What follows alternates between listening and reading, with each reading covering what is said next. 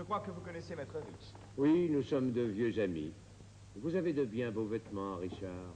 Maître Rich prendra note de notre conversation. Je vous remercie de m'en prévenir. Disons-le tout de suite, Sir Thomas. Vous n'avez pas de plus sincère admirateur que moi. Ah, non, Rich, pas encore. Les accusations, s'il vous plaît. Les accusations. Je crois comprendre qu'il y en a. Eh bien, disons qu'il s'agit de quelques ambiguïtés de conduite que je souhaiterais éclaircir. Voulez-vous noter cela, Maître Rich? Il n'y a pas d'accusation. Sir Thomas, je suis surpris que vous, qui avez été si répandu dans le monde, si au fait de tout ce qui s'y passe et qui vivez maintenant si retiré, vous opposiez au sens de l'histoire. J'en suis étonné moi-même. Vous avez déplu au roi. J'en suis affligé.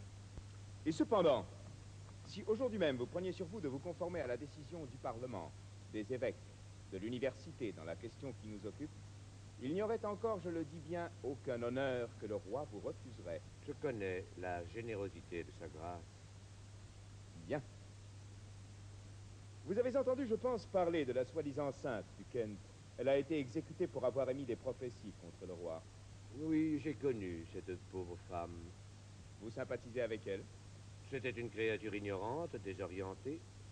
Elle était un peu folle aussi, je crois. Elle a payé pour sa folie. Et naturellement, je sympathise avec elle. Vous reconnaissez l'avoir rencontrée, et cependant vous n'avez pas averti Sa Majesté de sa trahison. Comment se fait-il? Notre conversation n'était pas politique. Mon cher mort, cette femme était une opposante notoire. Comment voulez-vous que je vous croie? Par bonheur, il y avait des témoins. Vous lui avez écrit une lettre. Oui, pour lui conseiller de ne pas se mêler des affaires des princes et de l'État. Je possède une copie de cette lettre, certifiée conforme, également devant des témoins. Vous êtes prudent. J'aime tenir mes affaires en ordre. Sir Thomas, il existe une accusation plus sérieuse. Ah, une accusation? Eh bien, je ne trouve pas d'autre mot, je l'avoue. En mai 1526, le roi a publié un livre, un ouvrage de théologie, qui s'appelle Une défense des 7 sacrements. Oui, à la suite de quoi il reçut le titre de défenseur de la foi des mains de sa sainteté le pape. Disons de l'évêque de Rome, à moins que vous n'insistiez sur le titre de pape. Non.